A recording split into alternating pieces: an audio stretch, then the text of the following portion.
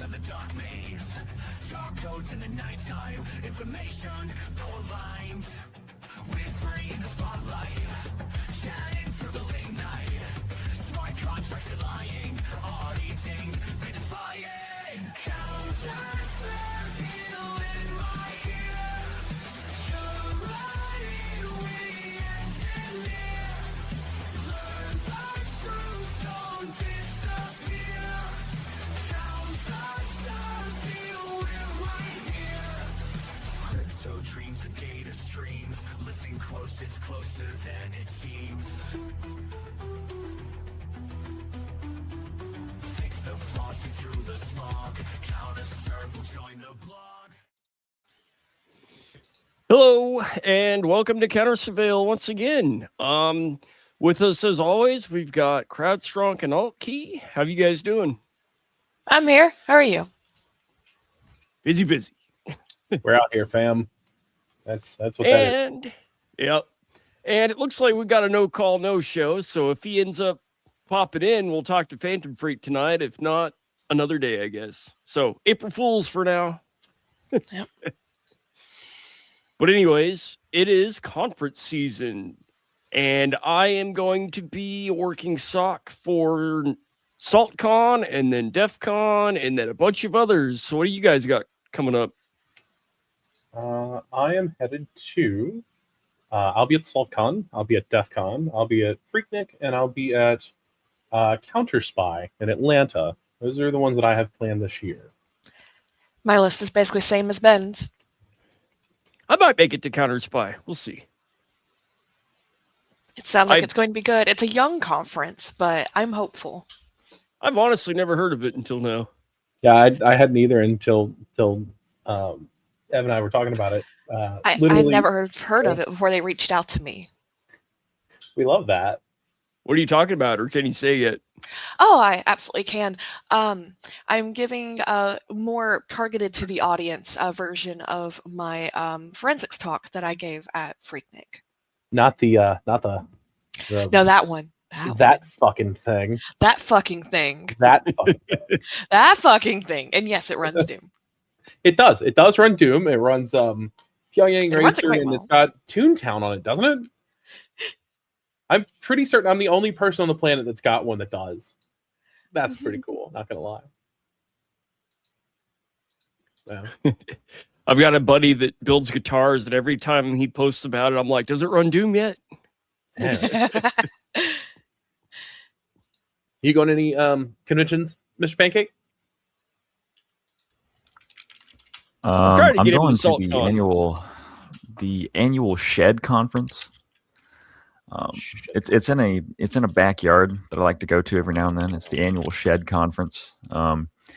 Basically, you drink beer, you build the shed together. It's a team building exercise. But then because you're drunk, the shed falls apart, and then you wake up the next day hungover and you get drunk and you rebuild the shed again. You do this for about the weekend, and that's the Shed Con. That sounds like a weekend I'm planning on attending that. Dude. Yeah, exactly. It's Shed Con. So No, we call it Chronicles of the Shed. yeah, Chronicles of the Shed. Yeah. Jesus. I'm on episode 4. Oh God. How has the awning in the backyard gone? Epic. I'm finishing up tomorrow. Well, Friday. But I'll have to come out and hang out for a weekend. It's been, it's been hell for me. There's been a lot of fucking shit going on. So. Yeah, we still got to get that CNC machine either fixed or out of here. Yeah. Well, maybe I can steal Brett for a weekend, and we can. He's about to get married though. His ass is busy too. So. Yeah. It happens. It's whatever. We'll find it. We'll figure it out. And I will just cry about it. It's fine. So what's cool going on? I've been working on the CISA exam for the hell of it. Good. Got promoted. I'm an actual manager now, which is the fucking weirdest thing I've ever dealt with. Hey, Jessica! By a wide margin. But it's going kind of well. I'm tired all the time. Ugh. Other than that, we're out here, fam. That's really my life right now. I've been dealing with some cool vendors lately. Just got off the phone with Rapid 7, and those guys are awesome. Yeah, every time I've ever interacted with them, they were pretty sick. What are you guys doing? Can I ask? Same thing I always do, vulnerability management stuff. Just So for we're you guys. trying out their DAS tool. Okay, bet. All right, cool. Sounds like fun. Right on. Chat. We need a button for dead air. Just do. Yeah, we really do. Like, okay, you know what? So This threw us anything off our cool? game. Anything cool going on since the last time we stream, or should we just jump into the Unify yeah, discussion? there's the addition of CounterSurveil. Like, I've never heard of this conference before, but it has a pretty stellar lineup for a brand new conference. We own TSA.gay. Yeah, we own. So I'm going to go ahead and post CounterSurveil in the chat. Yeah, And yes, it's a .zip us. domain. You should also y'all should come hang out with us. It'll be fun. Y'all should absolutely come by, say hi. The schedule is looking like fire. Coming in with Ben Jordan topping said schedule, Tom Nomad, lots of not just tech adjacent, but some pretty interesting stories, pretty interesting storytellers, and of course SaltCon is also going to be absolute fire. It looks like all the new conferences coming out around the May time is looking really good. And it seems like they all had the same idea, like, oh, we're right in between this conference and that conference. Let's all do it right. And now they are the conferences everyone's having to plan around. But I mean, that happens. It'll be fine. I can say CounterSurveil is free to attend. If anyone happens to be in Atlanta, making it kind of unique here. It's also 3 days. Yeah, it's also 3 days and free to attend, which is crazy work, insane. honestly. After party at my place. Bet. I have no idea how they're paying for this. Like, it's at the supermarket. It's venture capital. Huge venue. God, I hope not. I fucking hate venture capitalists. Oh, it better not be. But I wouldn't imagine that a venture capitalist would let a talk in that was quite literally resisting financial surveillance with private electronic cash. I don't know, maybe. I wouldn't imagine venture capitalists would be too keen on talking about Monero and Zcash. So I guess the question is, how many vendors do they have? That's a really good question, because I have not actually seen an official vendor list. I don't even know if they have any. I need a whole swag bag. That's what I need. I need swag. I need gadgets.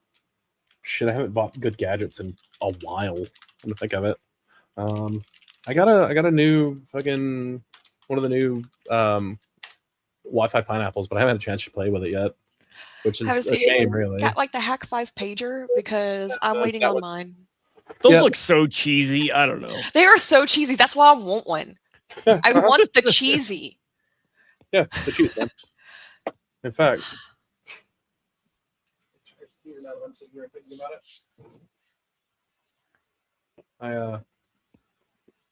it, I went up to Charlotte a few weeks ago for SANS training, and so I took it with me. Well, good luck, Carly.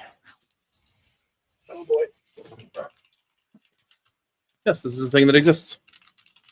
Sure is a thing that exists. I have no use for it. Okay.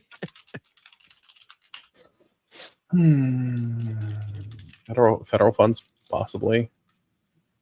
Yeah. But yeah, SaltCon is going to be fucking awesome. One of the biggest questions we have now is, how big can we make the fire for the fire talks? Oh my God. Steve, you know about making fires, don't you, Steve? I wonder if Steve knows anything about making fires. I feel like if anybody does, it'd be that guy. I thought I could melt the siding back together, but it didn't work. Jesus Christ. From that one day. My brother. Why but anyways, in no way surprised about this. Oh, shiny. It'll come on in a second. There we go. Hey, look. Holy fuck, that's bright. Holy fuck, that is bright. That is insanely bright. It says hack Also- 5. You can't see it though. It's not winter anymore, so all the sunlight is in our rooms again. I like the winter, thank you. I don't like having to put on like real pants. That's crap, dude. Yeah. All All right. I had to update my name. Let's switch Yeah. over to Pancake Man. Yeah, absolutely. Go He's for got it. some sick shit to drop. So first of all, Yeah, this is Pancake his Man. first time being on here. Yeah, totally Who first the time. hell are you? Definitely he's never done it before. I'm the Pancake Man. I like pancakes. I like to eat them. I like to throw them. I like to compare them amongst all the different pancake vendors. And that kind of extends into what I'm doing here is I kind of like to compare security measures between vendors, and especially vendors whose equipment I use and who I'm a customer of. So like a couple months ago, like in November, my dad came down here for Thanksgiving, and he was like, I might not be back for Christmas, so I want to get you something, but it's not a Christmas gift. It's just something I want to get you. And I was like, okay. And we, went up to the computer shop, and I got a UDM Pro for free. And then, like a U7 AP and Unify G4 instant camera. And I was excited because, I've wanted to use that equipment in my network ever since I saw it featured at Deadmau5's house in a Linus Tech Tips video, I think 8 years ago or something. So I was, having the best day of my life. I was like, hell yeah, I finally got this equipment. Excited to deploy it and use it. And so, I set it up, and I'm looking around for where to archive the footage of the camera externally, because I only have like a 0.5 terabyte SSD sitting around, and I want to have, longer term storage of that somewhere else. So I go fiddle around in the interface, and I look for where the external archiving options are. And it gives you 4 options. You can do Google Drive, which I don't want to do that. You can do Microsoft OneDrive. I really do not want to do that one. And then you can do Dropbox. And I don't know how Dropbox, I didn't even think they were still around. Like, I thought that company died. I guess I was wrong, but apparently there's still a thing. And then the 4th option was it was a NAS. So I was like, well, I know which one I'm picking. I'm picking the NAS. So That's more secure, I clicked right? that. Right? Yeah, like that, it's local. It doesn't go to the cloud. It just stays like in your network, and it should be fine. So I go and pick that. And then I'm greeted with a screen that I can only describe as terrifying and flashback inducing, because it asked me to enter SMB credentials in the year of our hack 2026. And I said, oh, well, I really hope there's a way to change the auth on that. But I'm just going to go and look and just see if it's using something more secure than NTLM v2 by default. Sadly, it was not. And so I'm like, oh, well, there has to be a setting in this interface to change that. Like, surely, this has got to just be my fault. Like, surely it can't be this crazy. Well, apparently it didn't like it when I called it Shirley. Because there was not an option to change any from even off of SMB to something else. Like, I wish that I could have used like FTP instead, because that would have been better to me. But no, it's SMB or nothing. And the second that I disabled NTLM authentication on my NAS share, it was like, hey, I can't connect to you now, and I don't even know if you're there. And I was like, AD domain or something. So I look for, KRB5, configs. There's no K list on the UDM. There's no KInit on the UDM. The libraries, like the client, like the libraries are there, but I don't know how the hell you're supposed to use them. And anywhere in that user interface, I don't see an option to be like, oh, let's join it to the AD domain or let's do curb authentication. I don't see any of that. And so I'm thinking, well, that does not make me very happy. Because either it's going to have to be a lot of configuration hell and kind of hot rodding the thing to get it to work in a way that sucks less, but still kind of sucks because of Kerber roasting, or it's just cooked and there's nothing that can be done. But I keep poking around in the UDM because I SSH'd in, and then I find another thing that's interesting.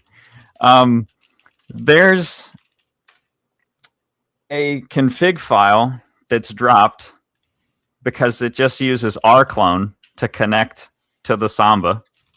And so if you know anything about rclone and how that drops configs, if you go to that config file and open it, the password is going to have a field.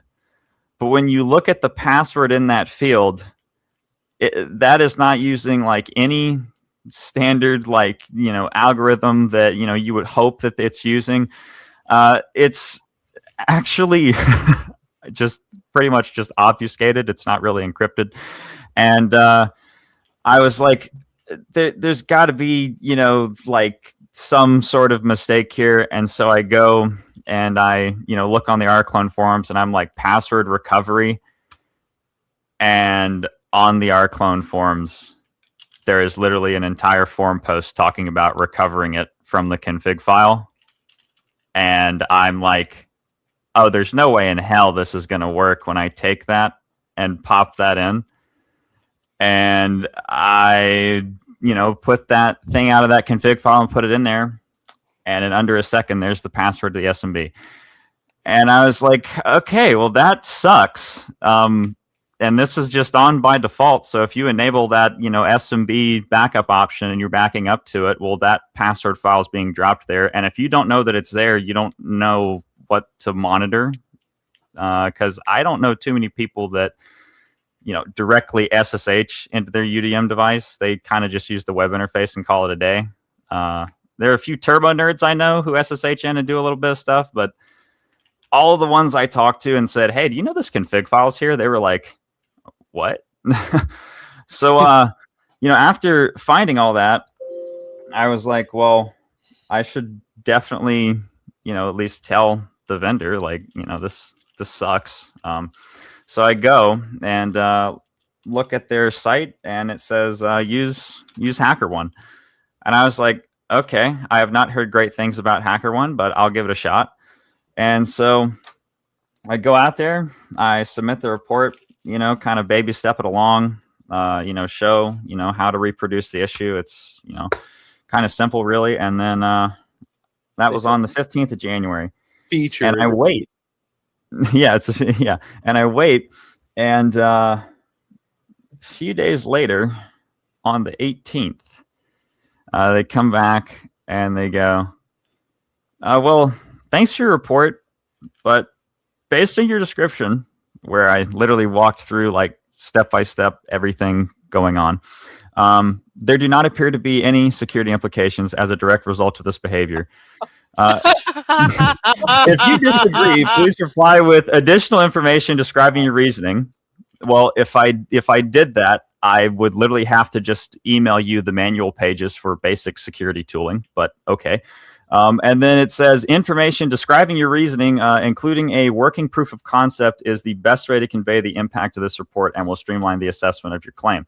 So the script that's on the rclone form is not a working proof of concept that's pretty much already been disclosed because that's been there for years. And that's not a working POC for a thing that you can just go and cat to, because the only user by default that you SSH into the UDM as is root. Right. So what's going on? And so, I wait, and then they eventually just mark the report informational and close. And it's been, 83 days. It's been 83 days. It's marked informational. And I'm like, I think at this point, the only thing that I can do is just say, hey, it's apparently there are no security implications as a direct result of this behavior, and that's from them. That's so from that means you can talk HackerOne, about it who is all you want. responsible for Ubiquiti's stuff, apparently. So I mean, let's talk about that. So they have a hacker. Ubiquity would have a hacker. I deal with this at my organization too. They have a HackerOne account, and their people are the ones that are doing the investigations and everything else from Ubiquity side, not HackerOne. HackerOne's just the middleman. yeah. Well, I think HackerOne looked at it. I don't. Yeah, the response that I got was from HackerOne. So They go through I that. don't know if Ubiquity went and looked or whatever. It's really not clear who sees it, because I have no idea if it's just being seen by HackerOne or if Ubiquity's seen it or anything. But I was under the impression that if they have the power to mark the reports and score the reports, that they are aware in some capacity. I mean, they said there's no and- security risk, so talk about it all you want. yeah, I suppose. so there you go. So They could also just not have wanted to pay you because some company That was it. sketch Let's like be that. honest. yeah, like Yeah, seriously. That So happened yeah. a few times where somebody There's a reason puts I out stopped something that HackerOneing. could be catastrophic or something like that, and they're just like, oh, it doesn't matter, this has already been disclosed or some shit like that, and then they quietly patch it and don't pay that person. It's real sketch. Yeah. That's why I stopped with HackerOne. It's kind of like when you forget to send an email, somebody calls you out on it, and then you hit send and say, "Oh yeah, I already sent that." Yep. It's like they just Yeah. didn't check their inbox. Hee hee hee. I found a vulnerability in Facebook about 10 years ago where you could uncover and see everything of people who blocked you. And I did a whole video presentation and sent it to them, and they said, "Oh, that's not an issue, blah, blah, blah." The same excuse. But within 24 hours, they had it fixed. I was like, come on. Bastards. No honor. No honor. And then they want us to have honor. Mhm. Yeah. Yeah. Bull. But that exploit works. I still have to go back and change my password. I think we set it to fuck you. That sounds like a Steve thing to do for Yep. sure. Actually, that sounds like a logical thing to do in this case. Mhm.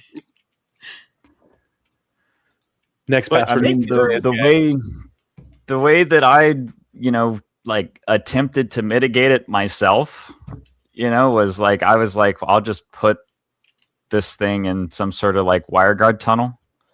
But even that has proven to be complicated. So I don't know. But remember, there's no security implications, guys. So Yeah, absolutely none. So why would you WireGuard tunnel it? Just put it out to the internet. It's fine.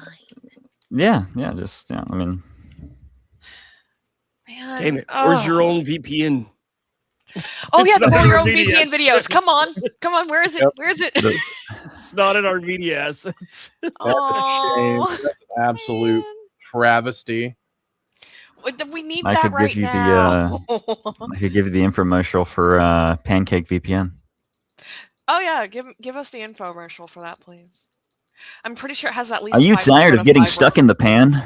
Is your bacon a little too greasy? Well, come on down. We got the perfect VPN solution for you. Never get stuck to that pan again, and never let anyone catch you doing it. Pancake VPN, starting at only 69 cents a month. Order now and get the first month free. Wait. God, Oh, that's wait, so wait, good. That was really good. Pancake You just Pancake showed up. VPN. Hey, Renoly's here. Oh, Hey! Renoly's here. Hell yeah. I'm going to have to put all the shit back. Yeah. Hey! What's Can you up, hear- dude? Hi. Yes, we can hear you. Yeah. Yes, and it's Renoly, by the way.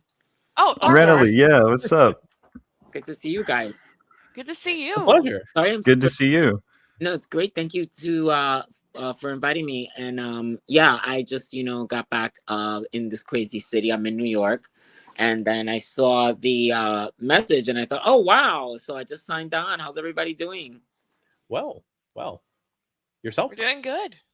Great timing. We just got done talking about Ubiquity. Oh, cool. What's Ubiquity? What's it called? Ubiquity? Yeah. I don't even know what it is. That I'll is look a- It's like networking equipment for computer networks. They make the switches that you plug the cables into, and the little they're Wi-Fi access points. You can kind of see them because they're white, You know, that they really stand out. There's those white access points with the blue ring around them. And, you know, like they are supposed to be really like user friendly and easy to use. But, you know, I was just talking about how I found out and was really disappointed that, you know, things aren't the best there with security for them. Oh, cool. So what do you guys do? Are you guys like hackers or I'm sure like really into tech? I'm gonna confess, and you know, Phantom Phreak is a character, so I know nothing about Oh hacking yes. and all that. So yeah, I do Character have and some an interesting inspiration. questions for you, yeah, if you don't mind. yeah. But I feel like it's obligatory to do this thing. You ready? Tonight's guest needs no introduction in hacker culture circles, but I'll give him one anyway.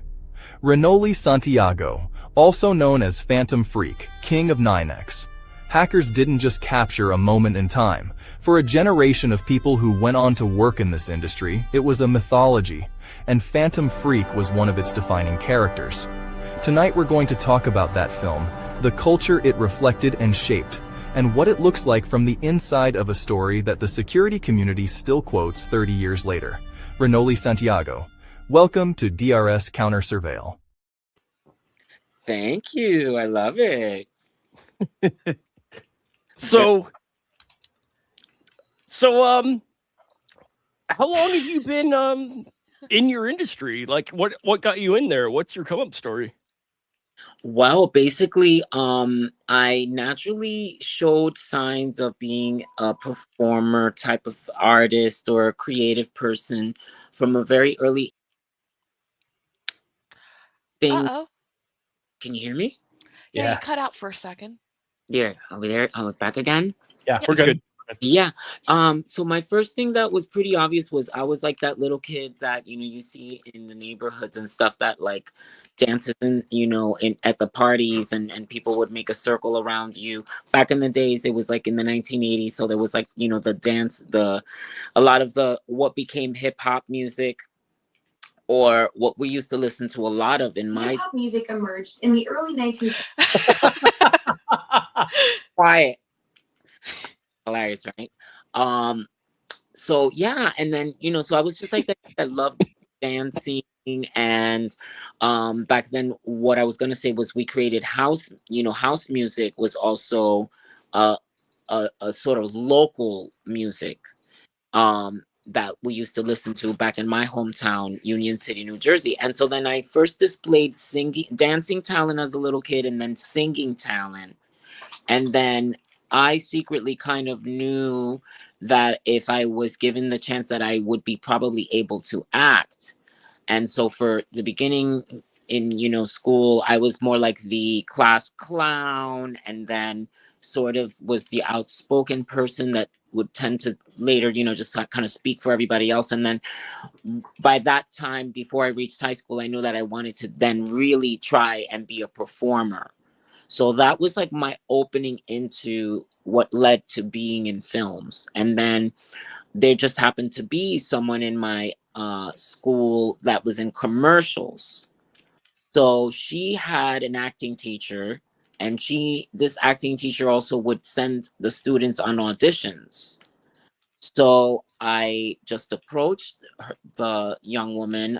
She was a beautiful girl, and she was nice enough to like invite me to her acting class all the way in Queens. I lived in New Jersey at the time, and so did she. And we used to take what could have been a pretty dangerous trip. These days, I don't think you would do it, but we were like, she was about 14 and I was about 13 years old, and we would come from New Jersey by ourselves to Queens and New York to do an acting class. And then the woman would send me on auditions, and then I started getting theater stuff because musically, again, I had the singing natural ability. And then I just like step by step started taking my own you know, my own direction and looking more into theater things and places in New York. And then that led into meeting another representative who was managing people in movies and television. And so then she sent me on my audition for Hackers. Cool. Yeah. You sound a lot like me, the local music scene and performing and stuff like that. That's what I did growing up in high school and whatever. Mm-hmm. Yeah. So on your So, is it true that you guys did a technical boot camp before the filming of Hackers? Yes, we did for 2 weeks before filming. We learned just basics, how to turn on a laptop. Remember back in those days, um, it wasn't, not everybody had a computer. None of us had our own computers. None of us had laptops. This was our first, all of us, first time messing with computers. And since I didn't even take typing back in those days, you would have to take like typing classes in high school or something to like be able to work a keyboard. Since I didn't even really have typing lessons, I was like literally like 1, 2, 3, 4, 5, Yep. Point and pack and hope for the best. Yeah. That. Yeah. We all start somewhere. Yeah. We do, we all And start somewhere. it was definitely convincing enough to inspire an entire generation. Oh, So yeah. I'd say you did a good job. I would agree That's with why that. I'm here. Yeah, Sorry. we're all quoting it 30 years later. Yeah. Awesome. I mean, we put a lot of dedication into it and a lot of enthusiasm, and we were super excited about the opportunity and the subject matter. And just like all actors really do, we totally threw ourselves into it and became, one with what it was, what we were doing. So we didn't know. You can never predict what will happen, but I think we all had like a really unified goal to like just make something that would last and that would also feel authentic. And I think that's part of hopefully why the message, also ends up getting across, is because, we were all really like into what we were doing and really cared and just really tapped into our talent, I guess, our fun, our wanting to like create a great time. And I guess we did something right. You definitely did. I can tell you that Absolutely. we like I know that I've worked with a lot of so I work on the blue side of things, the defense side of things. And I've come up in my career now where I've got a lot of junior analysts and things, and so I talk to them, and this is Hackers is one of the movies that I point them to kind of get a feel for it. And obviously it's not like real now, but like it's just such a fun, these things could happen kind of deal, and you like I grew up watching you, and y'all have you and the rest of your cast have always been like superheroes and things. A lot of us, and I can tell you, it's not just me, aspire to be. So like, you Yeah, guys did absolutely. phenomenally. Like, I it's mean, why we I'm have here viewing today. parties at DEF CON Yeah, and like everywhere. Yeah, we like already DEF out CON, there, you'll just movie, hear yeah. the chants of Hack the Planet. And absolutely. Well, I love it. Well, I mean, again, this was something that we really hoped would, leave an impact. And, when it goes back to just being an artist and wanting to contribute to the art form, especially when it's acting, you want to do something that will resonate with humanity. And this was like, we didn't, again, you can't really predict, but we knew that this was something that was on the sort of verge of becoming like, possibly, because again we didn't know, but we had the feeling that it would become everybody's everyday thing. And we thought like, and it was again just really a blessing to go along for the ride, because movies again are made by the writer first, gets this like inclination and inspiration with no guarantee that anybody will ever care about what he creates. And that's where it starts. And then there has to be, it's almost like pregnancy, like when somebody, the miracle of creating a human being. As you all know, there's like all these sperm, like I think it's billions of sperm possibly, and there's that one that survives. And it's the same with creating a screenplay, especially as a first time writer. You don't really know what you're part of, like, and I'm referring to Rafael Moreu, who wrote the script. This is how Hackers happened, you know. And if it wasn't for him taking the, you know, the gumption and the, you know, the just the going with his like gut and you know, hunch, yeah, we wouldn't have ever, it wouldn't have never happened. And so that takes a lot of faith, that creative step, to be able to. And then, you know, as he went and researched everything, the hacker groups and the whole culture, I don't know if, I don't think he was necessarily a hacker or anything. He was just someone that found interest in, Mhm. yeah, and what was happening. And then he did the research and he wrote the script, he wrote the characters, he based them on some real hackers and people that were sort of in the news and had been part of the movement. And then step by step, and it was, you know, it was also very chance happening of the universe, because it turns out that his wife at the time was a bartender, and she met a person that at the time wasn't even a studio head, that ended up becoming someone. So this is kind of crazy how it all, you know, sort of, you know, the domino effect, I guess. And then, you know, then it ended up in the director's hands, which that was sort of given to him because of a film he had directed in England.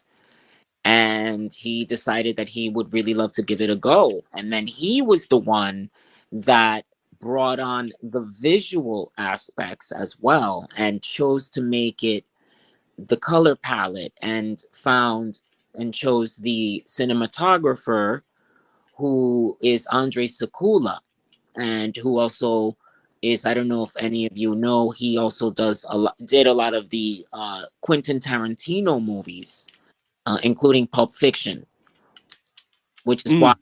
yeah, and why, if you notice the color, the heat in the coloring and the lighting is very similar. And that's basically, and then the director also chose the music and the scoring. So it was like all of these things that came together. And then the casting director, you know, did a great job in finding different, you know, all the different people for, you know, and then we all came in for the director, and then he did the final, you know, choosing. And that's basically how it came to be. You got So, any fun stories working with the rest of the cast, like Lillard and everybody else? Well, we always had a blast. Every day was amazing. And that's pretty much it. Like, we always had a lot of laughs. We had a lot of natural chemistry. Um, Angelina was always very sweet and just a really approachable, sweet person. And Johnny was really sweet as well, and really kind. And him and Angelina really got close, and that was really sweet. And Matthew was full of enthusiasm, very vibrant and boisterous, and very kind as well. Um, and Jesse was just full of charisma and was really excited to do the role. And so he really sunk his teeth into it. And that was so cool, because he was the youngest. He was only 16.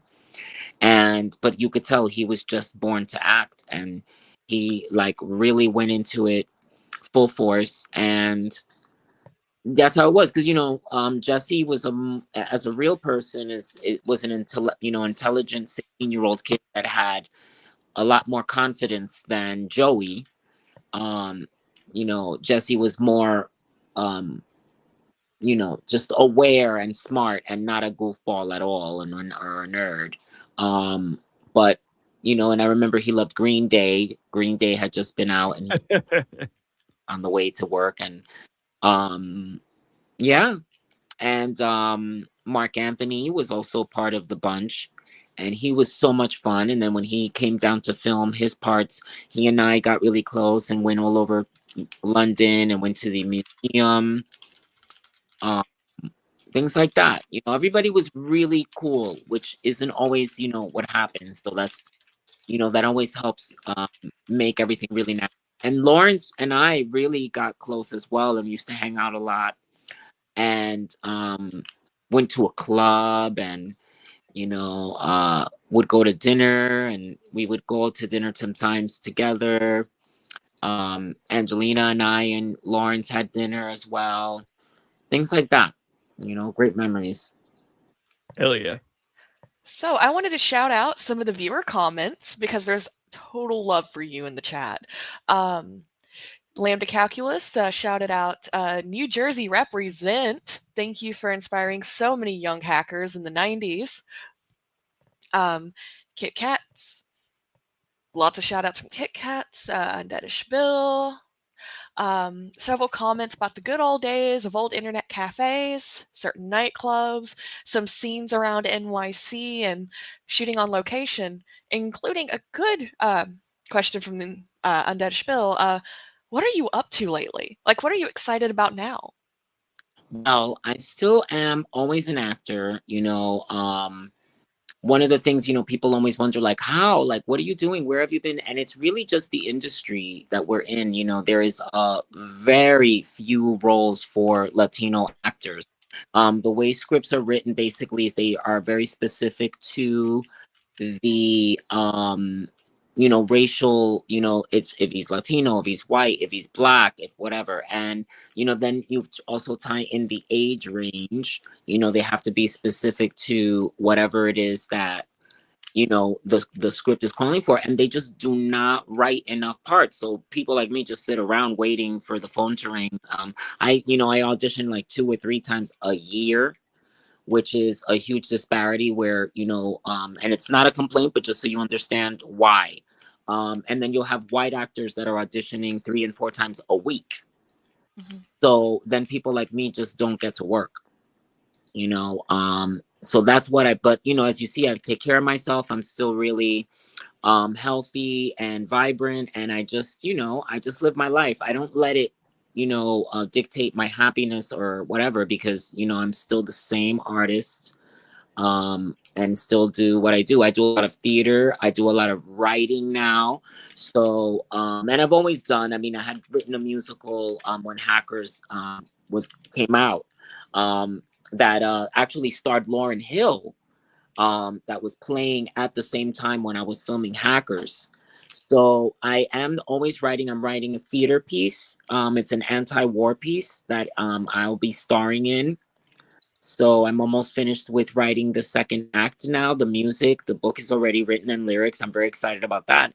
And getting ready to also shoot a short film in Arizona in October that I'll be directing and starring in. It's a short that I was approached to do, and I went ahead and wrote the script. I really like it. And then my feature length film that I am personally writing and going to be directing, I am still just finishing up. So hopefully that'll be my next thing, or at least that I produce. And then we'll see what comes up. You never know. Maybe the right auditions will start popping up, or any, cool project that is also studio related or network, Okay. Well, that sounds like a lot. Do you happen to have a website or something you would like to point the viewers at so that they can find your latest stuff? Sure. Follow me at Renoly Santiago on Instagram, and on Facebook. You can follow me. And also, I have the Phantom Phreak website, which is spelled, like the character PHATOMPHREAK.com. And you can order autographs, merchandise. If you have requests or things that you want me to sign, you can send them in. Yeah. How long did it take you Yes. to sign all of those? Oh my God. A lot of time I have a box sitting here, and I have to get that one out. And it's so nice because I didn't create this. I was approached by a podcast that I was on, and the interviewer is a huge Hackers fan, and of the other movies as well, because it's also for the other films. It's called phantomphreak.com, but any of fans of any of my other films can also go on there and make requests. And he just said, listen, I think that people would really like to get some autographs or merchandise or something, and it'd be really cool. I was thinking if maybe you signed like yellow discs like the ones you had in the movie. And I was like, yeah, of course, that sounds really great. And I'm so glad he did it, because so many people have been able to reach out and get really cool things. And so that's really all to Brett Glasser, you guys, his name is. Okay. Yeah. And Can you he, put a large Well- chunk of the garbage file on there? he yeah, Jack, You you guys never- have a spot on my wall now. you might, I love it. You might be the lucky one, But yeah, he does everything and he puts it together, and then I sign everything out, and then he sends it out. So it's really cool, and you can find some great stuff on there. And yeah.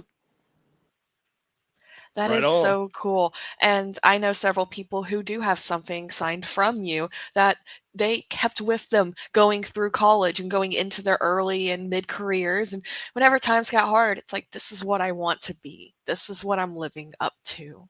That's beautiful. I think that it's a special thing that you can always use as inspiration. It is, I think it's a beautiful thing that the film does represent the potential of technology, and it's funny, but saving the world. I mean, it's as And the ethos of it. what was that? The ethos of the entire everything. The Ex- hacker scene. And the Exactly. rebellion of the human spirit and not getting crushed by the systems in place, cutting It- your own path. Exactly. But when you say this, I go back again to thinking about the writer, right? Because he's the one that put all that in there. And for all of you to also know, he is of Cuban descent. And you all know what is going on in Cuba. So it's very cool that this Cuban guy wrote that screenplay that has to do with,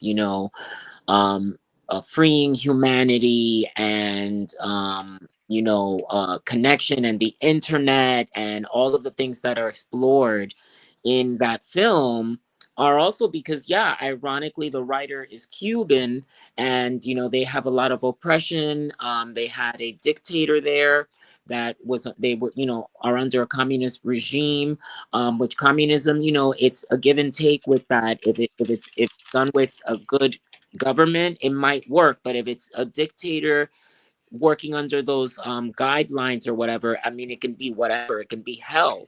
And so that's what he, knew, even though he's American and he grew up here and he was written out of California with his, American wife and all that. This is like, I think definitely had a big part. And also in why he included, just like my point before about the inclusion, sometimes they don't write enough that there was a Latino character in there. Do you see how that happens? Hmm. It makes a lot of sense, and it also makes sense on why you're a great pick. Because like now you're going into writing stuff about anti-war, and you're still out there trying to make a massive statement in a similar vein to what made hackers so timeless. Like today, it's more relevant than ever, and I believe that is part of what leads to it being such a cult classic. And the fact that you're still out there, still doing things for a very similar, if not the same movement, is beautiful. Thank And you. also, shout out to antiwar.com. Oh, it's that Hey, right? we've got another question from the audience. Oh, Yep. yes. What is your favorite reading material now? What inspires you? Oh my gosh, that is really a great question. I remember when I was in my late teens, like remember how I told you guys that I started my voyage as an actor in my early teens. There was a theater group I was able to be a part of, and this writer and director went on to do a lot of great things. She told us to read the paper every day, and I didn't know exactly why, but I just thought, okay, I'll do that. And so I read the paper every day. I read the New York Post.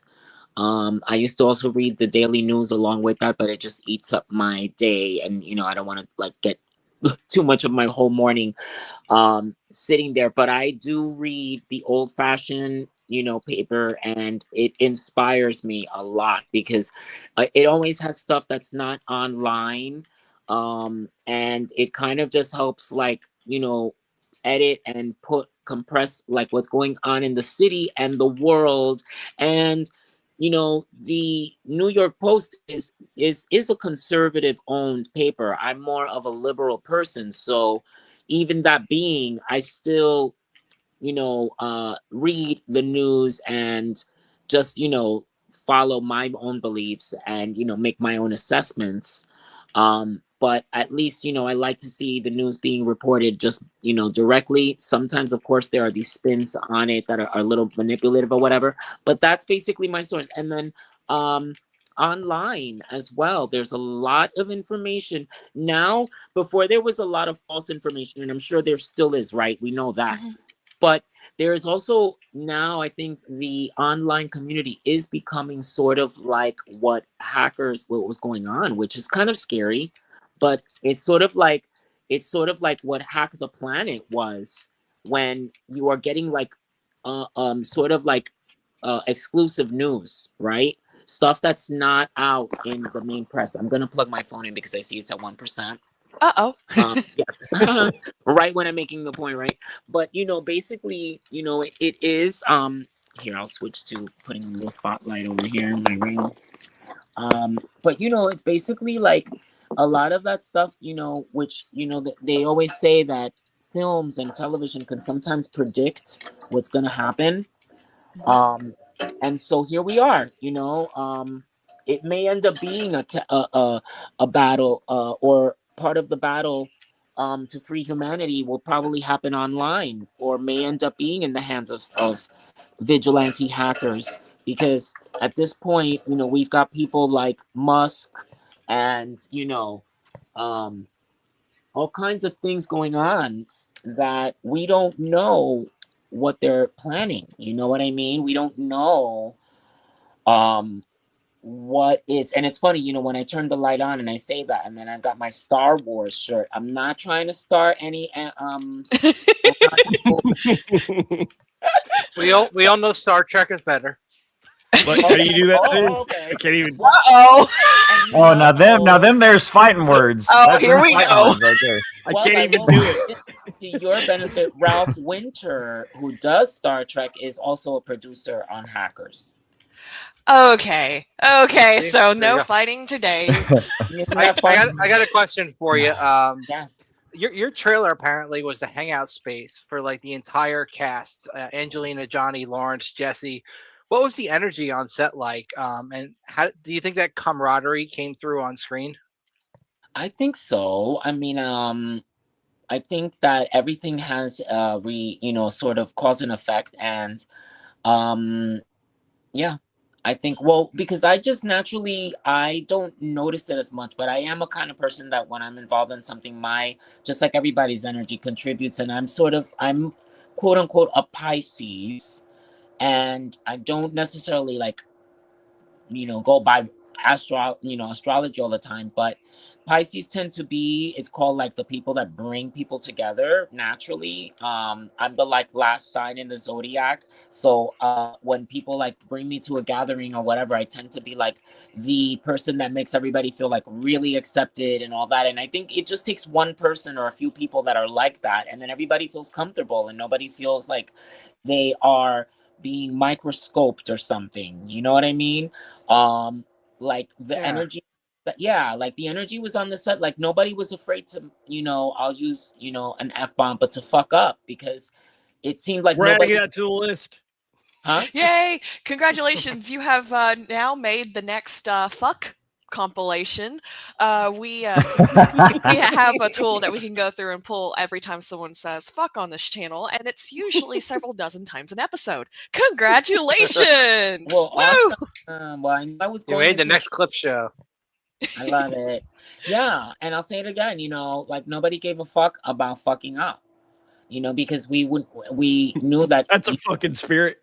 Yeah, like that you were in a safe place, like, you know, safe space, and like, you know, nobody was trying to you know, like, you know, how do we say, check out, or you know what I mean, other people's talent or work. Like it was not even, it was like we're doing a movie, you know what I mean? And that was the main thing, like how exciting is that? And nobody did mess up, everybody did great. But I think that comfort, of course, is something, you know, that is just extremely positive to have when you're making a film and your actors like having that organic energy.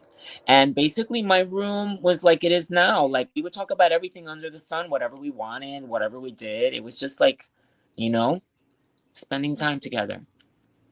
I've got two questions for you. The Mhm. one for me is the hacker movie and your character is mainly based around phone freaking. So I'm really curious, were those phones on the set actually hooked up to anything? No, they were actually like that was a fun thing. Like it was all a monologue. You know what I mean? Like I just Yeah, pretend yeah. somebody was on the phone, and so did Angelina. She pretended that I was on the phone, but it was all talking to yourself. Oh wow, Gotcha. you're better at that than I have ever been. I've tried that to get out of so many things in my life, and it's always so easy to tell. And then we've got a viewer question. Yep, Maggie and What's Rich. your favorite Star Wars character and why? Star Wars character. Well, I think R2D2, and I met Oh. him. I was sure you were Yeah. going to say Jar Jar Binks. Oh no. Really? Jar Jar Binks, no. Oh, okay. I don't R2D2. even know which one he is. I'd have to really look again. But R2D2, and I met him in New Mexico because one of the other things. I'm sorry. What was your name that you had asked me before? What was I doing now and writing? And I told him. Yes. What was your name though? Oh, I'm Alt Key. Oh, how do I say it? I just say Alt. Alt. I'm Alt. Okay, I love it. Well, Thank you. Alt. I also do conventions now. I've been doing a lot of celebrity conventions, meet and greets and things, which is really cool because then I also get to connect with the fans and autograph and talk. And R2D2 was at the New Mexico one I did a few months ago. And there was a real like little robot. I don't know, some like remote control or is it no, I'm sorry, 3CPO, the little one. Oh, that's so Yeah. cool. R2D2 is the little one. Huh? 3CPO, C3PO right? is the tall one. Yeah. Oh, okay. The one that humanoid one is C3PO, and the trash can looking one is R2D2. The trash can R2D2, yeah. He was adorable. Oh, that is so cool and sounds so cute. I want a little one. R2D2. Yeah. Have you done Dragon Con? I haven't, no. Okay. I heard you did a It's few a horror huge conventions. I did. Those are the Doing ones I started out. DJ sets and stuff. What was that? You were doing some DJ sets and stuff. Yeah, which I'm totally getting into again. Gonna jump back into, but I decided that was another suggestion.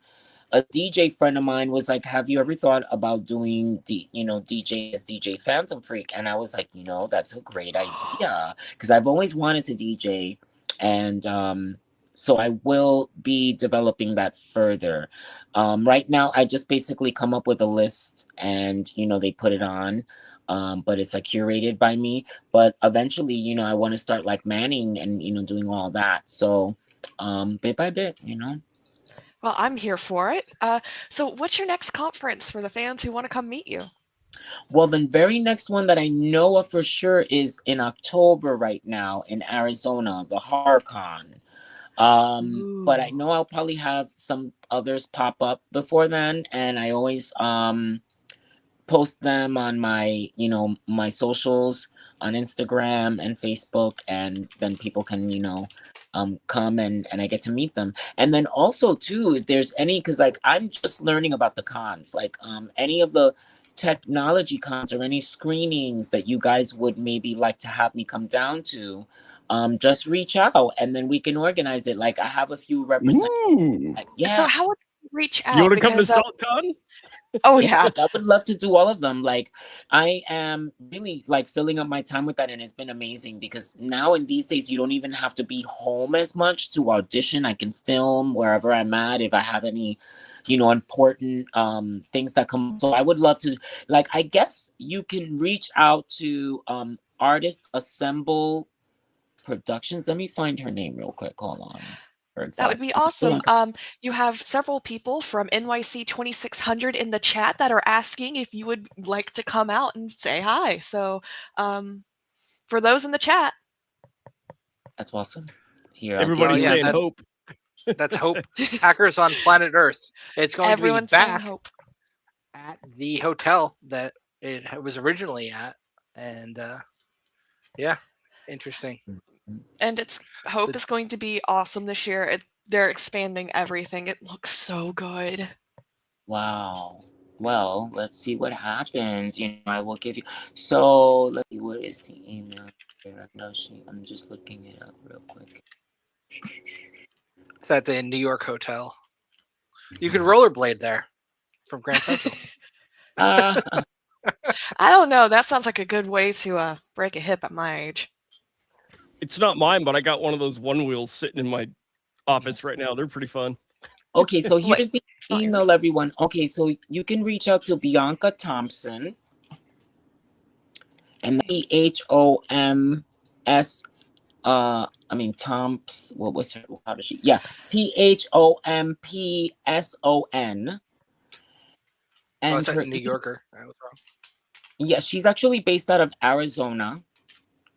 Mhm. And her email is artistassembleproductions@gmail.com. Can Very someone good. get that on the screen? Nope, because A- I didn't write it down. It's Oh, a come on. artists assemble, so it's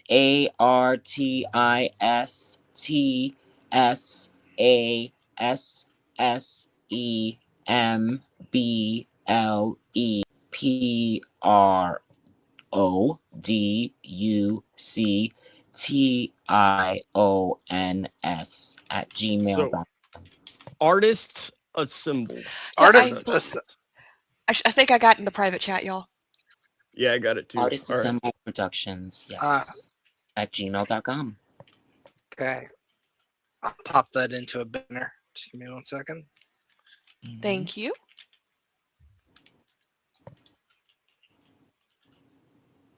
Crowdstrong, you are on mute and have been on mute for like literally 15 Oh, minutes have I? now, Oh, but it's boy. so funny. No one has said anything about it. Awesome. Love that. Thanks.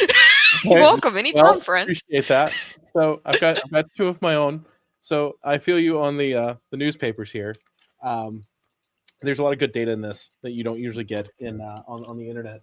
But second and more more geared towards you were talking about having a good relationship with all the folks from the Hackers movie. We've just passed the 30-year mark. Have you guys thought about doing a 30-year get together or any kind of reunion or anything like that? Is it something we might ever see? Well, we've definitely been talking about it. It's just a matter of like getting everybody together, and it's a little bit pricey. You know what I mean? Like I know, when you get one, like I know I can be gotten, and sometimes I know Lawrence is available, and then really it's a matter of I think the easiest thing would probably be able to get me and Lawrence and or Matthew Lillard together, Mhm. which would be great. I think Matthew would be really open to it, but Matthew does a lot of promotion now with Scream, which Mhm. bless him, he's doing really great with that franchise. And so I think it's like very expensive to get him. I think it might be like $100,000 to have him appear. And then I'm sure the events make that back. But it's it's a thing. But you all can look into it. I mean, if you probably look up like who his representative is on the con market, Mhm.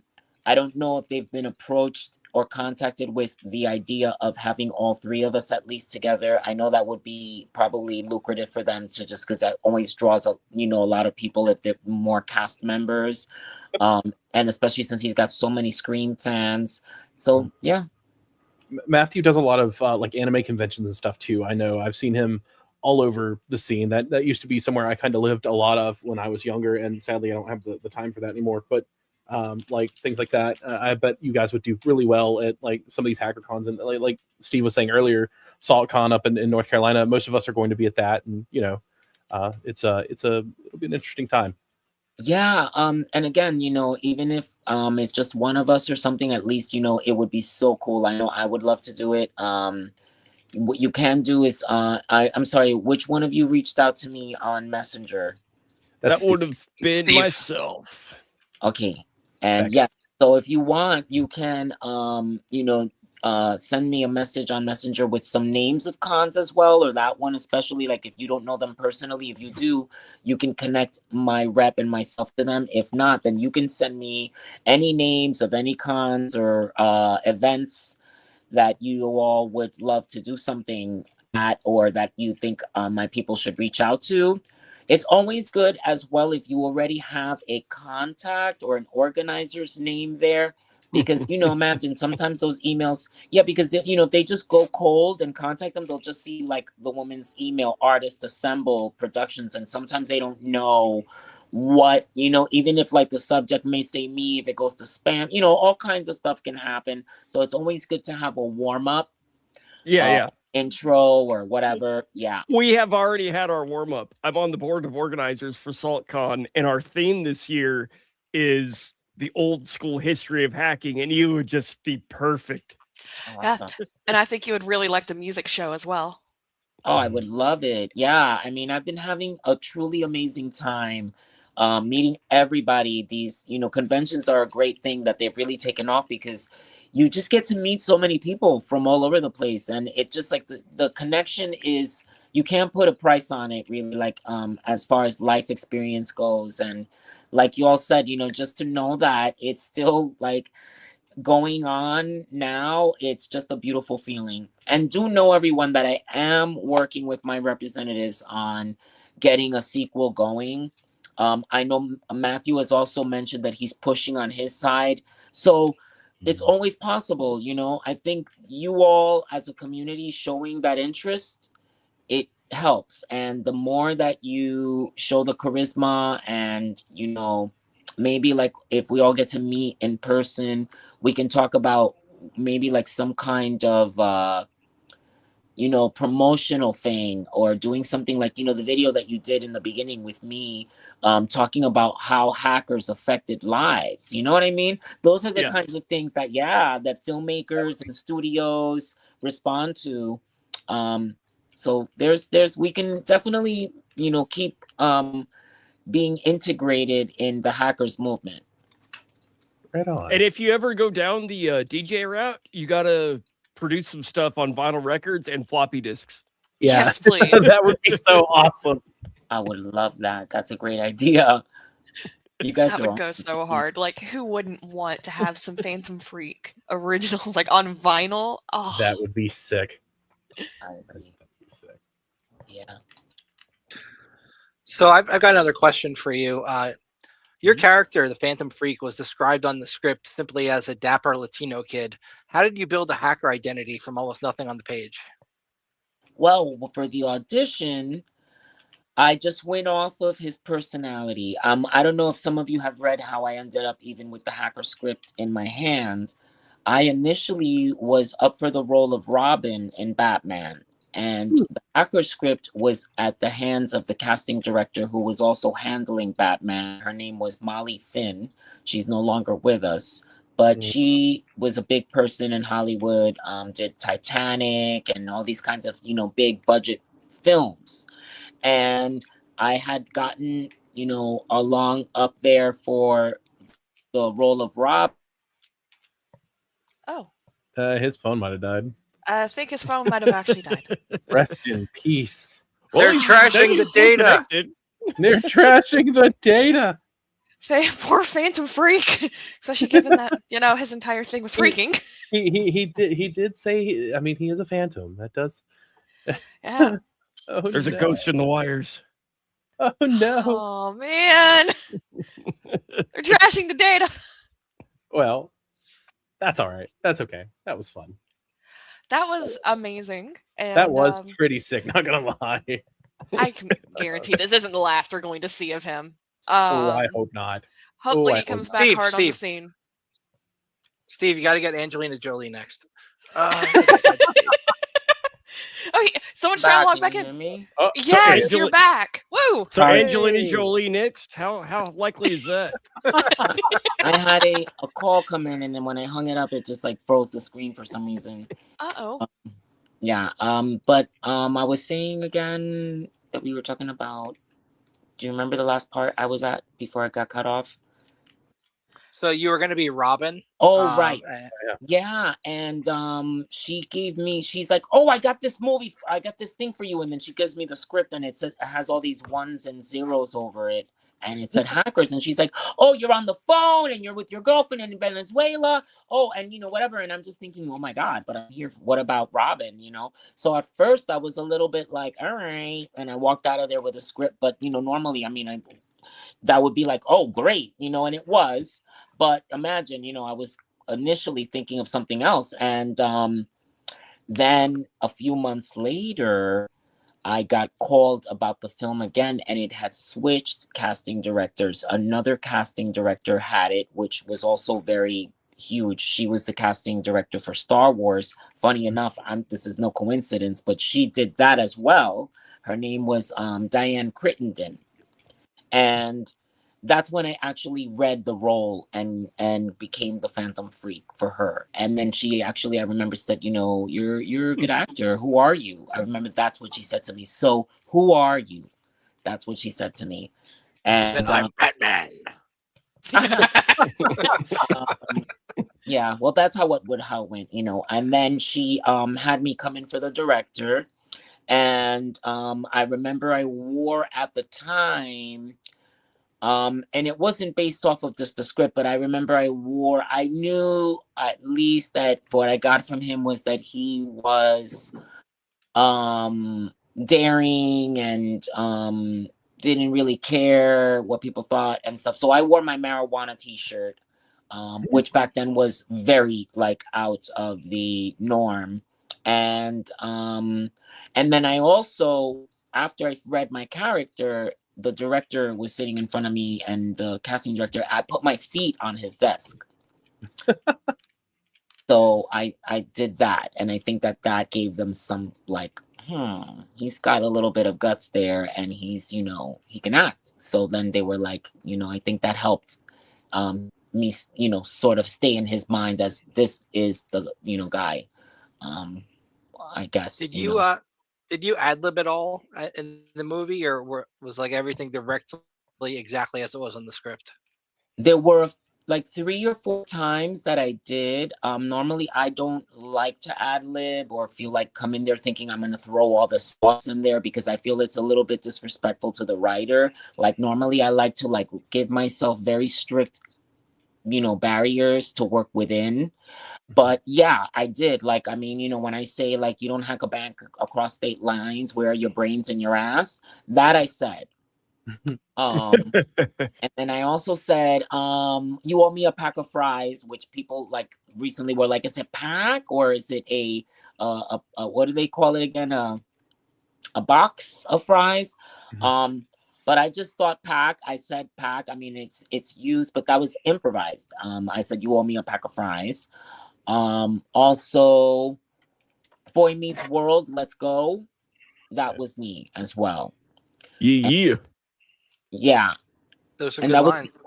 Thanks. Memorable. And that was just because like sometimes like when you're both like put to stand somewhere and then say a line, then it's like frozen. And that's when I usually throw something on there, I've noticed, because I'm like, people don't just stay frozen like that. You know what I mean? So that's kind of why I said Boy Meets World. Let's go.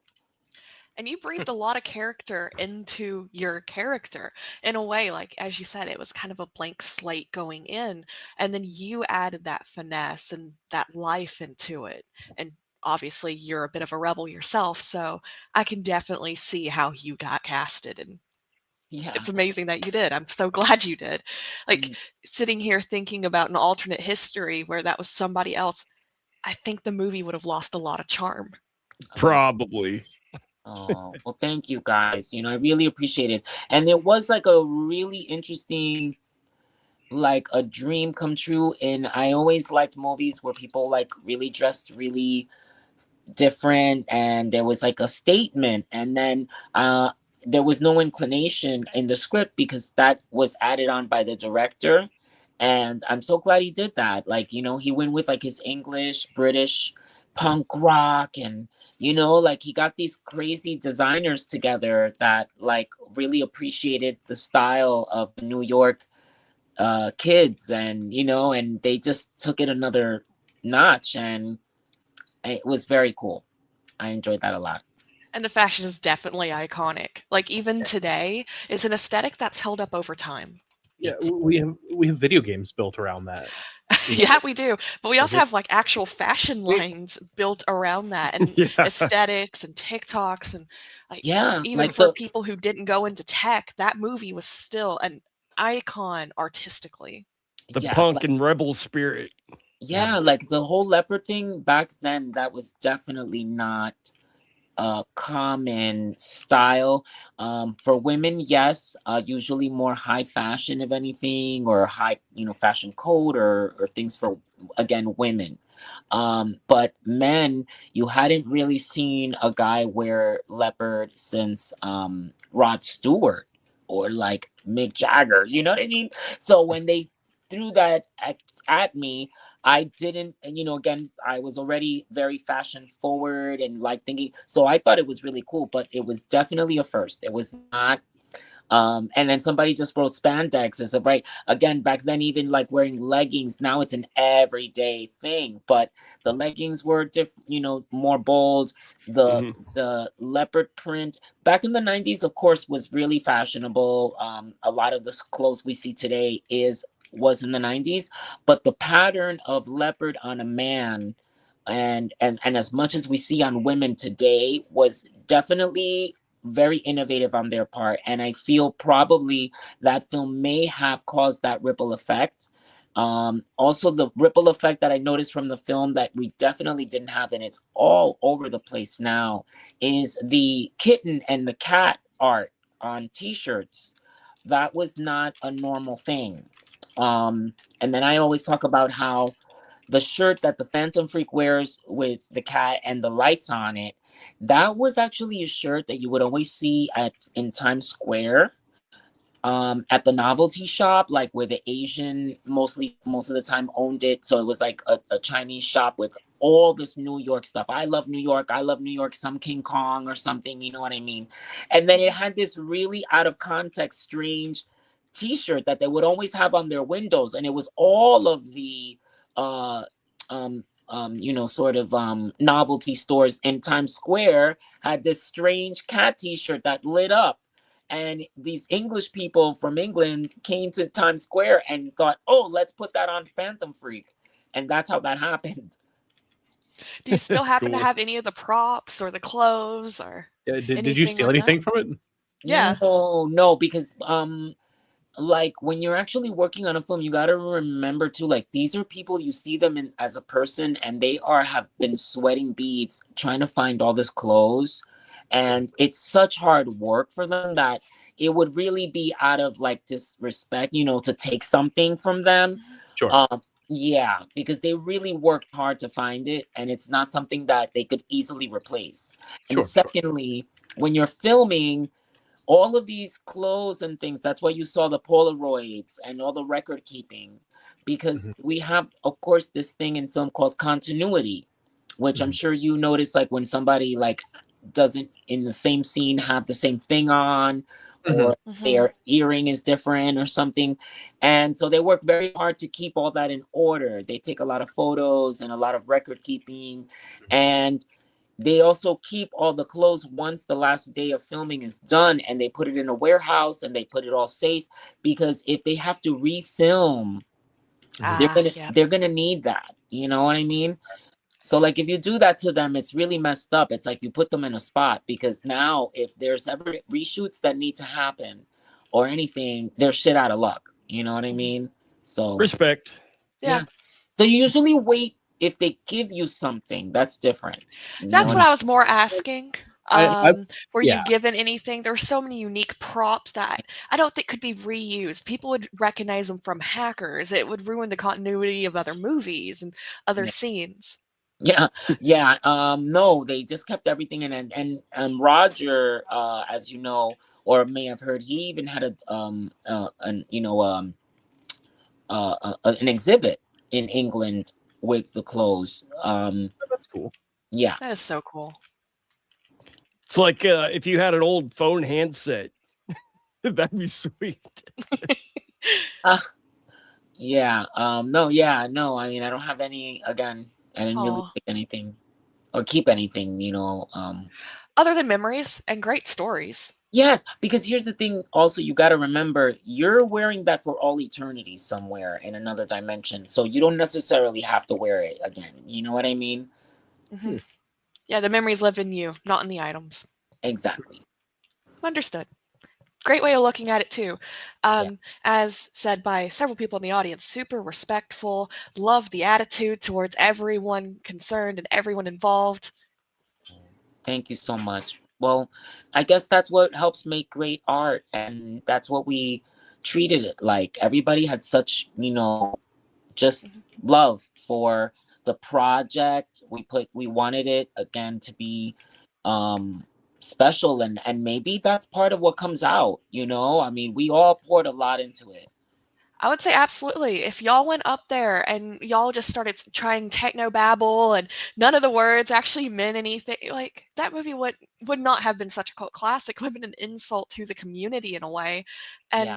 a community that was very tight knit at the time and very well also grounded in rebellion, and a community that rallied around that movie. You can't rally around a movie that is disrespectful to your own community. And the respect of the actors and the care and love put in it definitely shows. But it's also beautiful to know that it's respectful towards everyone involved, not just the actors, not just the story, but also the people working the scenes, the people on the cast, the people behind, the people who may or may not even be in the credits. Yes. That's kind of a side tangent. That would be kind of cool to talk to the writer, because he nailed absolutely. it. He absolutely did. I'm glad you bring him up, because I was just about to add on. I don't like to mention this as much, but we lost him. He did pass away. During COVID. That's a shame. Yeah. So yes, but he is so grateful. I'm sure that you are making his movie live on, and he would have loved to have done a sequel, I'm sure. And well, that's the kind of message that doesn't die. You can't kill ideas. I mean, ideas don't have a lifespan. You guys are all going to live forever. Like there's no way around that. You guys will all salute to a legend. Mm-hmm. Salute to a legend. Oh yeah. Thank you. Well, if you could, I'm sorry, I didn't mean to cut you off there. Hey, no, it's okay. I wanted to know if you could play a character in like the modern cybersecurity world. Who would you want to be? Like a whistleblower, a pen tester, a social engineer? I guess probably. If you don't know the proper name, you can just kind of tell us a concept, and we can probably help you locate that concept. I love it. Well, I mean, I really like what you said about whistleblower, because I think that right now what's going on and the importance of the internet more than ever is spreading the news. And we are seeing with all of these developments that have been going on, if it wasn't for the technology people, and the fear, I think there is a fear from the corrupt systems, that the hackers will actually expose them. And this is why they probably had to release a lot of information that maybe normally they wouldn't have.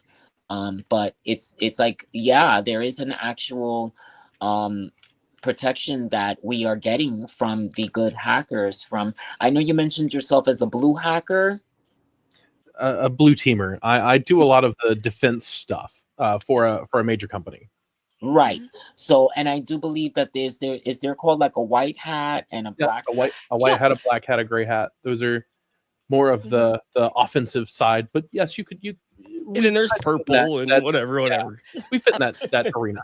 And of course, like people, there's a million shades to being a hacker. Will you say, okay, you're defensive, that comes to mind that you're protecting people, but are you defending a corrupt organization, or are you defending someone's healthcare bills? Like, are you defending a nursing home, or are you defending a military contractor that's adding to the war? Can you make that decision yourself? There is a lot that you have to think about being in this industry. There's a lot of people out there that do and maybe do not line up with your morality, and you have to sleep in the bed you make. Yeah, subjective morality versus a paycheck versus morals versus. Yep. Yeah. orders. Yeah. So even if you never cross a legal bound, just working in this industry in a way is deciding what you want to see in the world. What are you attacking? What are you protecting? And why are you learning this in the first place? Yeah, I think that that is a really great point. I had someone who identified himself as a hacker at one of the conventions, and he said that, you know, he works for the government, and so it's a little bit difficult for him, that he's had to stand up to his bosses a few times, which I thought was really interesting, you know. So listen, as long as, you know, the good fight is going on, and at least that, like I was saying before, there is I think a genuine fear of like what could happen, that, you know, they know people are skilled enough to get down to the bottom of things. So I think I would be a whistleblower. Yeah. And you So can't you kill an wanna- idea. If you actually blow the whistle and write a book, you got to put it on a floppy disk, and I'll stick you up on my. Absolutely. And you Yeah. also can't kill an idea. So again, being a whistleblower, you can't put the truth back in the bag. I could definitely see that. Good old Right. Pandorica. That's true. Right. Yeah, Beautiful. thank you.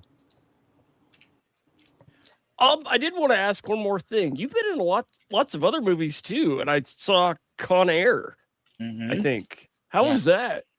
That was awesome. It was a great time.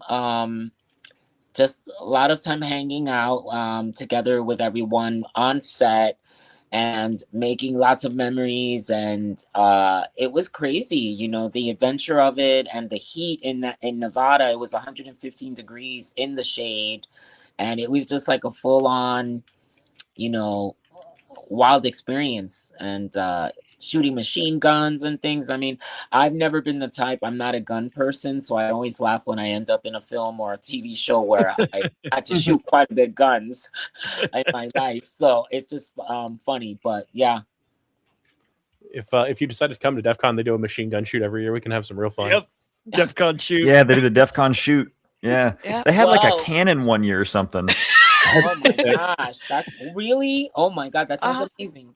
Although I could definitely see you being more entertained with the music, honestly. Yes. The live DJs are 10 out of 10. Hey, Oh, why what? not both? Yeah, there's Oh my God. yeah. There's this guy that Why I not know, both? Yeah. Bod. Yeah, Bod does a lot of that. You should hit him up. He's really sick. I think you two would get along. Mhm. You got similar views on stuff, so yeah. Mm. Very cool. There is one thing I wanted to ask you though. Like, has there ever been like a point in your career or your life when like everything's been stacked against you and everyone else is telling you, "Oh, dude, just give up, you know, find something else, do something else," and like you push through that? And like, if so, like, what did that look like, and how did you overcome it, and you know, like persevere and like, no, this is my path and this is what I'm gonna do? Yeah, I mean, it almost seems like that happens so many times, and it continues in its own way in different versions. Just being an actor, you know, and an entertainer, because um, when I first got into this, nobody looked like me in movies, and when I first got my very first lead role in Dangerous Minds, that's the first thing that occurred to me. I couldn't believe that I was going to be able to be someone that, especially since I am Puerto Rican, but I was playing a Mexican kid at the time, and I just thought, oh my goodness, these people are never treated like they are part of society. They're invisible, and I get to actually play a human being, and give these people a voice. And that is really, I've always been into human rights and all these things, and I just love being able to be giving the opportunity to all kinds of people to be seen as human beings, to contribute, to share their life, and to remind people that they are part of the world and that they're part of the fabric of this country. And so those kinds of things are amazing and very important. I think that especially even with what's been going on with a lot of discrimination against immigrants and things like that. A large part of it is because they have no stories and no humanity to connect with these people. And some people are that fickle, that superficial, that they actually need, or that shallow, that they need something like that to help them connect. Otherwise, it's very easy for them to just say, that's a piece of trash over there just because they don't look the same, or that they have a different culture and they don't know how to appreciate it. So I'm grateful to be part of an art form that continues to bring the world together, and really that's what inspires me. But being an actor, I always confronted not seeing anyone that looked like me before Dangerous Minds, and then I got to do it through Hackers, and I got to do it through Daylight, and Con Air was also a great opportunity for me to represent the LGBTQ and also the transgender community, because even when I got the film, I thought, wow, this is a very first thing. I never see gay characters or a transgender character being a lead in these kinds of things. And it was I thought, wow, this is very edgy of Jerry Bruckheimer to want to do it and say yes to this film. And then I always take those as opportunities, and I do it with zest and joy for life, because that's what these real characters were. Like Con Air, that's what I did. I just really embraced the character and the moment, and that's I took it as an opportunity, a great opportunity. And Right doing so on. is paving the way for so many others who maybe aren't quite as bold as you. Well, And thank that's you. beautiful too.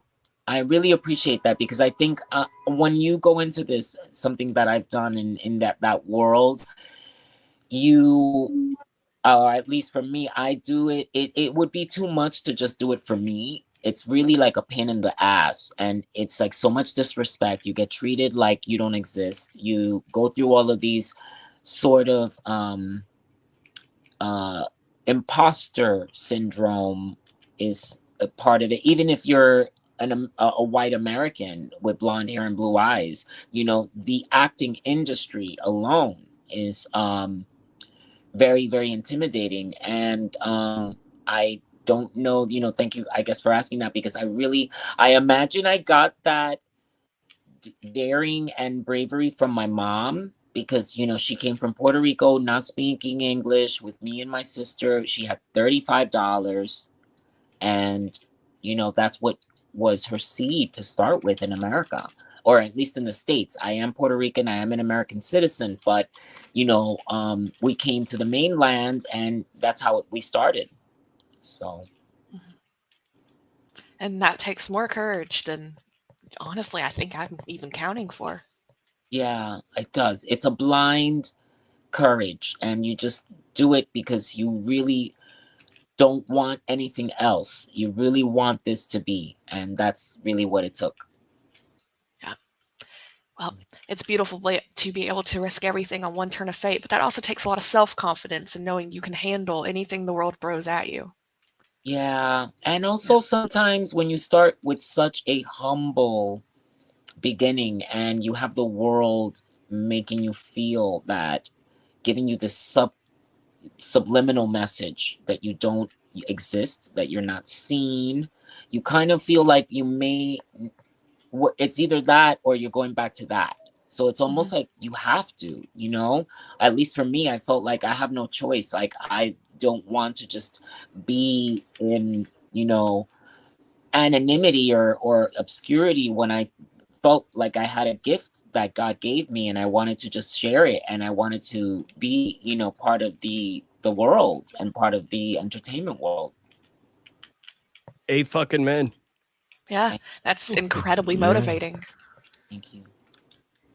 Yeah, I just say to everyone, like, live for what you love and go for it. It doesn't matter if you're rich or poor, or whatever size or weight you are. Like, let it live in you and see yourself there and go for it. And it won't be wasted. Even if you don't get to as high as you want, you're going to have beautiful experiences, and it's going to be worth knowing that you did what you love. That's Yep. gorgeous. And all you do the hell Yeah. out of it. So, Exactly. any more questions? Anyone from the audience or any host questions? Yeah, we're coming up on a little over an hour and a half. Yep. So I feel like I have to ask this too. What are your thoughts on pancakes? It seems to be a running joke I've started here. It's just pancakes. There's not even a punchline. It's just I just say pancakes randomly. Just So, like what are your pancakes. thoughts on pancakes? I just recently got into French toast. Ooh. Mm. Oh, sweet. French Yeah. See, toast! Yeah, French toast. I love me And I some never French really liked- toast. Huh? I love me some French toast. Yeah, I never There's a really whole song about it. It's all metal genre, like a hardcore band made a song about French toast. I love it. Oh my gosh. Well, yeah, I've gotten into it and then I saw this really cool post on Instagram with the recipes where the French actually use the baguette bread that's like a day or two old, and then they chop that up and then mix it and do the whole thing and then lay it in a baking pan and bake it like that. And you put a lot of butter on top of it and stuff, and it gives it like a beautiful glaze. And then you put some chocolate chips on it or in there while you're baking, while it's baking as well, and raspberries on top and maple syrup, and it is like, I just love it. Oh, that sounds so good. Oh, that sounds amazing. Yeah. I have to. Should I bring the question in from Paul.com? Keep that going. Why not? Sure. In the game of Ask Grabby Grabby, would you prefer to go first or last?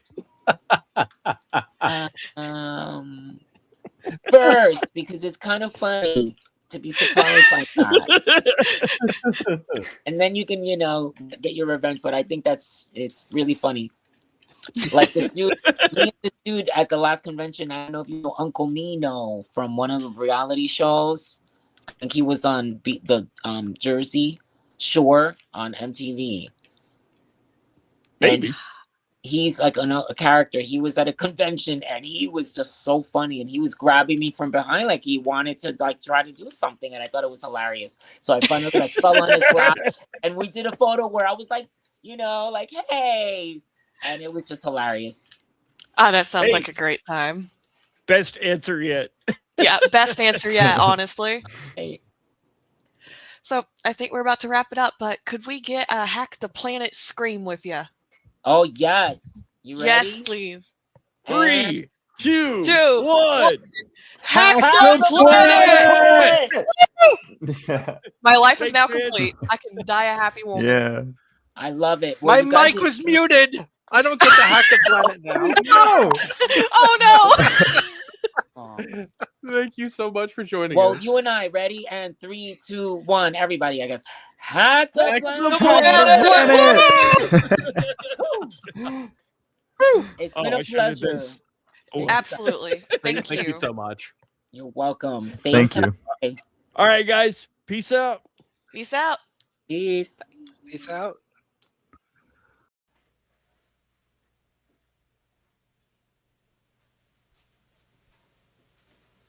You're still here? It's over. Go home.